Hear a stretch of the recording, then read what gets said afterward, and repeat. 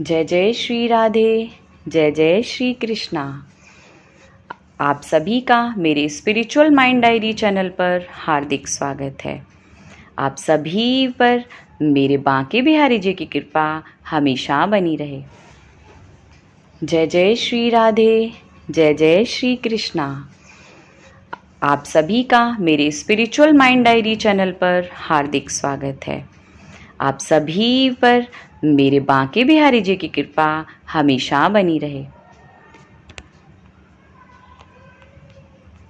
सभी माताएं बहनें सोचती होंगी कि हम अपने पति की आयु को लंबा कैसे करें, हमारा सौभाग्य अमर कैसे रहे। तो मेरी माताओं बहनों, शायद आप भी सोचती होंगी ऐसा, और ऐसा कहते भी होंगे, रखा है व्रत मैंने बस एक ख्वाहिश के साथ, लंबी हो उम्र आपकी और हर जन्म में मिले हमें एक दूजे का साथ। मेरी सभी माताओं बहनों को वट सावित्री व्रत की बहुत बहुत शुभकामनाएं। तो वट सावित्री व्रत विवाहित महिलाओं के अखंड सौभाग्य के लिए रखा जाता है। वट सावित्री व्रत सावित्री से जोड़ा गया है। मान्यता है कि सावित्री अपने पति सत्यवान के प्राण यमराज से वापस ले आई थी। इस व्रत में महिलाएं सावित्री के समान अपने पति की दीर्घायु की कामना देवताओं से करती हैं, ताकि उनके पति को सुख समृद्धि, अच्छा स्वास्थ्य और दीर्घायु प्राप्त हो सके। जिन दंपतियों के संतान नहीं है, इस दिन के व्रत से उन माताओं बहनों को संतान की भी प्राप्ति होती है। तो इस व्रत को खूब श्रद्धा और दिल से करें और भगवान से प्रार्थना करें कि बस इस साल हमारी भी गोद भर जाए। मैं भी अपने बांके बिहारी जी से बहुत बहुत प्रार्थना करूंगी कि जिन माताओं बहनों की गोद अभी नहीं भरी है, उनकी गोद भर जाए और उनके सुहाग हमेशा अमर रहें। तो आइए इस वीडियो में हम आगे जानते हैं वट सावित्री व्रत की पूजा विधि के बारे में।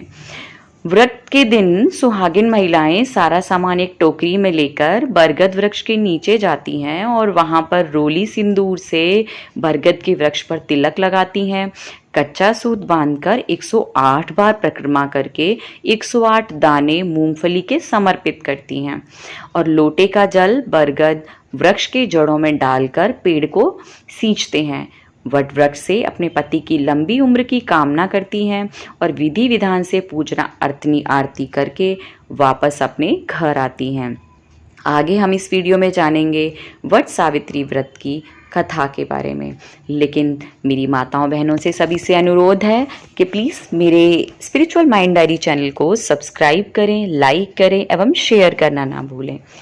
तो आइए अब हम जानते हैं वट सावित्री व्रत की कथा के बारे में। यह व्रत कथा के मुताबिक मद्र देश के राजा अश्वपति की पुत्री सावित्री बेहद गुणवान थी। जब सावित्री युवा हुई तो राजा अश्वपति ने अपने मंत्री के साथ उन्हें अपना वर चुनने के लिए भेजा। उन्होंने वर के रूप में महाराज धुमतसेन के पुत्र सत्यवान को चुना। उसी समय देवर्षि नारद जी ने बताया कि शादी के 12 वर्ष पश्चात सत्यवान की मृत्यु हो जाएगी। इसके बाद राजा अश्वपति ने सावित्री को दूसरा वर खोजने के लिए कहा, लेकिन उन्होंने इनकार कर दिया।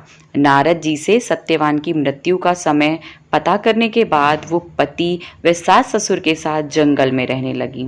एवं शादी के दौरान कन्यादान जो भी किया जाता है, वो क्यों किया जाता है पता है? क्योंकि इससे माँ बाप बहुत बहुत सा अपनी कन्या को धन देकर विदा करते हैं, जिसके कारण जो हमारा ऋण या हमारे माता पिता का जो भी ऋण रहा है वो उनका ऋण उतर जाता है। तो नारद जी के बताए समय के कुछ दिनों पहले से ही सावित्री ने सत्यवान की दीर्घायु के लिए व्रत रखना शुरू कर दिया। जब यमराज उनके पति सत्यवान के प्राण लेने के लिए आए तो सावित्री भी उनके पीछे पीछे चल दी। यमराज उन्हें बार बार वापस जाने के लिए कहते रहे, लेकिन सावित्री वापस लौटने के लिए तैयार ही नहीं हुई। सावित्री के धर्म निष्ठा से प्रसन्न होकर यमराज ने उन्हें वर मांगने के लिए कहा। तो सावित्री ने कहा कि वे उनसे 3 वरदान मांगना चाहती हैं। यमराज ने उन्हें वर मांगने की स्वीकृति दे दी। तब सावित्री ने पहले वरदान में कहा कि मेरे नेत्रहीन हो चुके सास ससुर को आंखों की ज्योति मिल जाए, और दूसरे वर में उन्होंने कहा कि उनके ससुर का छूटा राज्यपाट वापस मिल जाए, और आखिरी व्रत में उन्होंने 100 पुत्रों का वरदान मांग लिया। तो यमराज के तथास्तु कहते ही सावित्री बोली कि यदि आप मेरे पति के प्राण वापस नहीं करेंगे तो मैं पुत्रवती कैसे हो पाऊंगी। तब यमराज को अपनी भूल का आभास हुआ और उन्होंने सत्यवान के प्राण वापस कर दिए।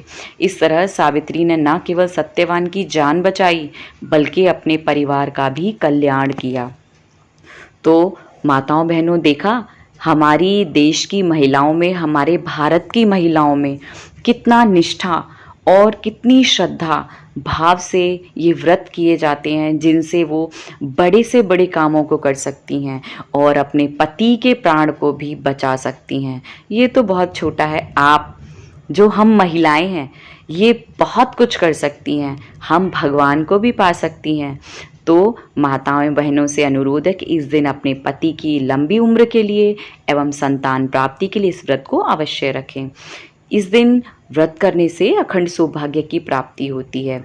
यह व्रत संतान प्राप्ति के लिए किया जाता है और इस पावन दिन वट वृक्ष की पूजा करने से सभी मनोकामनाएं भी पूर्ण होती हैं। तभी तो हम केवल सभी माताओं बहनों के पतियों से एक ही अनुरोध करती हूँ कि दिल खुशियों का आशियाना है, इसे दिल में बसाए रखना। आपकी पत्नी व्रत रखती है आपके लिए, आप भी उन्हें जिंदगी भर हंसाए रखना। आप सभी माताओं बहनों को वट सावित्री व्रत की बहुत बहुत शुभकामनाएं। इसी के साथ मैं अपनी वाणी को विराम देती हूँ और मिलते हैं आपसे नेक्स्ट वीडियो में। जय जय श्री राधे, जय जय श्री कृष्ण।